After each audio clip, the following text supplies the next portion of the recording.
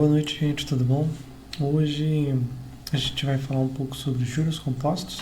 É um vídeo mais para iniciante, mas que eu acho que eu estava devendo, porque eu nunca trouxe um resultado, mostrando um resultado ao longo prazo dos juros compostos, e é bem interessante, traz várias reflexões para a gente. Então vamos lá. Uma das coisas que me chamou a atenção foi esse vídeo que um amigo meu me mandou, do Instituto Conhecimento Liberto, do ICL, falando sobre investimento. O vídeo em si ele é bem raso do ponto de vista técnico, mas ele está vendendo um produto de investimento, nada de errado. Na verdade, eu acho que vale a pena para quem tem afinidade com esse tipo de conteúdo. Então, existem muitas comunidades que ensinam sobre investimentos e faz sentido você encontrar um lugar onde você se sinta bem e que fale sobre investimentos. Então, o vídeo em si, ele é um pouquinho raso, mas trouxe umas coisas legais, e o principal foi esse exemplo que ele deu, falando sobre 30 anos alguém investindo R$1.000 e com uma taxa de juros a 15% ao ano. 15% ao ano eu acho demais, tá? É claro que a nossa Selic está a 14,25, mas é muito alta, então eu acho que não é muito legal você considerar 15% ao ano durante 30 anos. Mas ele trouxe e deu para ver o seguinte, que isso aqui, que está em azulzinho, é os seus aportes, é os seus investimentos, e o resto é tudo os juros. E o total que você teria acumulado seria esse valor ao longo de 30 anos. Então eu achei bem legal, só que eu achei os 30 anos aqui e 15% elevado, então eu só fiz uma adequação, coloquei R$1.000 mensais pelo período de 30 anos, 10% ao ano. E aí deu um valor mesmo assim relevante, 2 milhões, e aí quando eu coloco em gráfico, dá para ver que é muita coisa. 14% foi o que você de fato investiu, e 85% foi o que os juros ele gerou para você, né? Eu achei bem interessante, e aí eu trouxe no meu gráfico dos dividendos, né? Na quarta-feira, agora dia 30, vai ser final do mês, 30 de abril, eu vou trazer sobre os meus dividendos, e a gente vai fazer um comparativo bem legal, né? Do que aumentou, do que subiu, e aí os fundos, como eles estão performando atualmente, tá? E aí o que eu peguei? Eu peguei no final do meu primeiro ano, o tanto que foi investimento pessoal e o tanto que foi os meus proventos. Na época eu ainda investi em ações, então tem dividendos aqui no meio, tá? E tem proventos que são dos fundos de investimento imobiliário. Deu 4% de proventos. Isso para mim já me chamou a atenção, eu lembro até que compartilhei com minha irmã isso. Foi o seguinte, os fundos eles estão me pagando 1%, naquela época mais ou menos 1%, porque eu investia em coisa um pouquinho mais arriscado, né? Então eu lembro que era o SPTW 11, que estava pagando quase 1%, tinha algumas coisas ali, então era um pouco menos de 1%, mas estava próximo. E me chamou a atenção quando eu fui fazer no final do ano. Falei, nossa, mas já isso, 4% já é dos proventos, né, dos dividendos e dos proventos somados.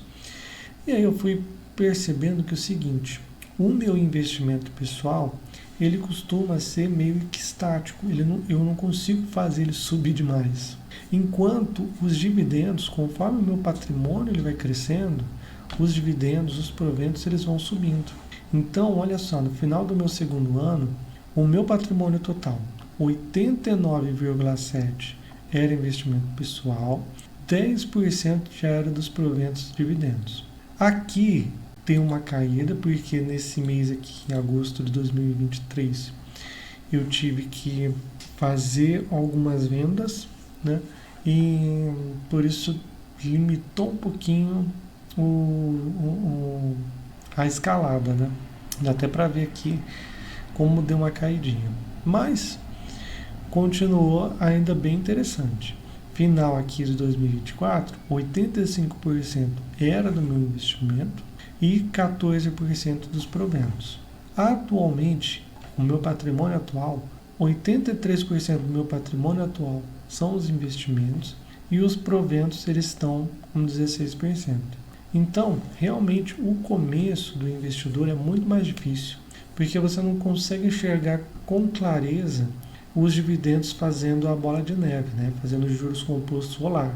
Nos fundos de investimento imobiliário, ainda é mais simples, porque todo mês eu recebo e eu faço o comparativo. Mas para quem investe em ações, que às vezes paga trimestralmente, às vezes paga a cada 4 meses, às vezes mensalmente, né? Mas é mais difícil, né? Então, às vezes é mais difícil de um investidor enxergar que ele está aumentando. Por isso eu já vi muita gente fazendo um comparativo anual. Porque quem investe em ações é realmente mais simples você conseguir enxergar dessa forma. Como eu invisto em fundo de investimento imobiliário, na sua maioria, então mensalmente eu consigo fazer. E é o que eu até vou começar a fazer. Esse gráfico vai ficar aqui. Conforme os meses forem passando, ele automaticamente vai ajustando. Tá? Mais uma coisa que eu achei interessante comentar é que a taxa Selic hoje está 14,25, então a taxa é bem alta. Tem muita oportunidade, eu acho, tá? Como eu sempre falo, eu não sou analista, não sou analista CNPI, não tenho competência técnica para fazer indicação de compra nem de venda, mas, na minha opinião, né, é uma rentabilidade elevada esses que os títulos públicos eles estão oferecendo. O pré-fixado, é sempre bom lembrar que ele está mirando a rentabilidade no final, no vencimento de R$1.000. Se você tiver dúvida, você sempre pode simular. Então você vê aqui, esse aqui o preço unitário está 415. Vamos simular quanto quero resgatar no futuro. Vamos colocar R$1.000, ok? Quero fazer uma única aplicação, 454, entendeu? E aí ele vai tirar ainda o IR, o imposto de renda, taxa da B3, e aí realmente você vai ficar com os R$1.000. Então, o valor unitário ali, ele sempre vai fazer esse cálculo mirando, né, os R$1.000. Então, é bem legal de você pensar sobre isso, tá? Uma das coisas também que é legal falar é que o pré-fixado, ele sofre marcação ao mercado. O que isso significa? Assim, o título público, ele está mirando os R$1.000 no vencimento, ok? Acontece o seguinte, que qualquer momento que você quiser, você pode vender esse título para o governo federal. Quando você vender, ele não vai te pagar o valor, necessariamente ele não vai te pagar o valor que você comprou, o valor que você pagou, tá? Isso fica claro porque diariamente essa rentabilidade ela vai mudar. Se você ver bem, ele tá acompanhando projeções, né, da nossa economia. E a nossa Selic está muito alta, puxa os pré-fixados alto, né? Principalmente de curto prazo, né? Eles puxam para cima, né? Os de longo prazo, eles dependem de mais incertezas e geralmente eles vão pagar um pouco mais porque há mais incertezas envolvidas, tá? Então é normal. Não necessariamente, mas é normal acontecer. E aí, o que é interessante notar é que esse é o valor desse título aqui, 415, nessa taxa aqui de 414, ok? Se essa taxa, né, ela cai, se a Selic baixa, o prefixado também cai, a taxa que ele está indexado ele cai para, por exemplo, 12%, como ele está mirando os 1.000%, o valor do preço unitário ele sobe. E o inverso também é verdade. Então, se essa taxa cai, o preço unitário ele sobe, você pode revender e você já ganha essa diferença na hora. Você não precisa esperar ele rentabilizar os 12% ao ano, entendeu?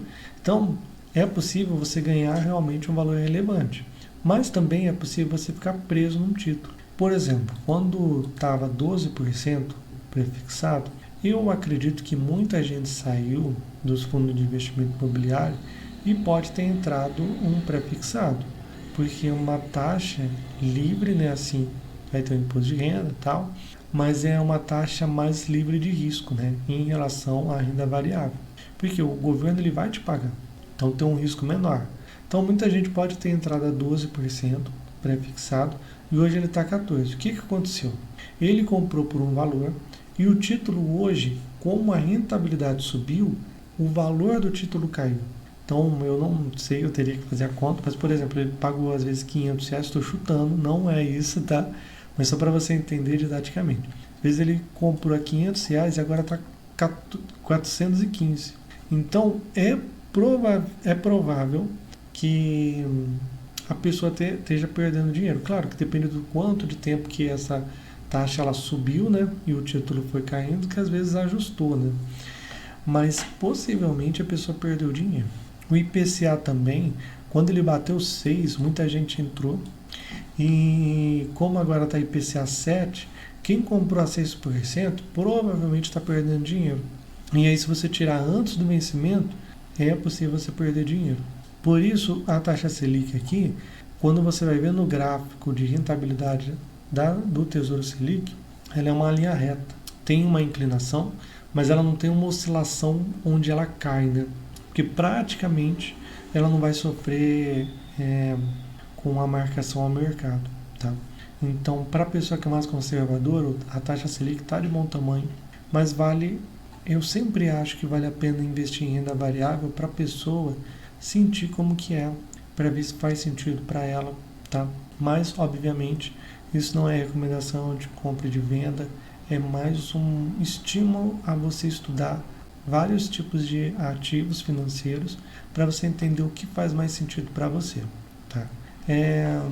Eu queria trazer um pouco também da taxa Selic, porque como ela está elevada, a rentabilidade dela está alta, e isso faz com que a renda variável ela sofra bastante. Então os fundos de investimento imobiliário estão bastante descontados, a bolsa, muitos gestores falando que está barato, tá? ETFs americanos, a renda variável americana, muitos ativos descontados, porque a taxa americana também, os bonds, né, os títulos públicos americanos, eles estão um pouquinho acima do que geralmente eles pagam, né? Então tem bastante oportunidade em renda variável e vai depender realmente do seu perfil de risco, do seu apetite ao risco e do seu perfil de investidor, tá? Eu espero que tenha acrescentado alguma coisa, principalmente nessa parte aqui de estimular a você a investir e a ver os seus proventos aumentarem, tá? Rumo à independência financeira, tá? Acho que é isso, gente. Espero que tenha gostado e eu fico por aqui. Se gostou, deixa o like, se inscreva no canal, ative o sininho para receber as notificações e vamos que vamos, tá? Um ótimo dia.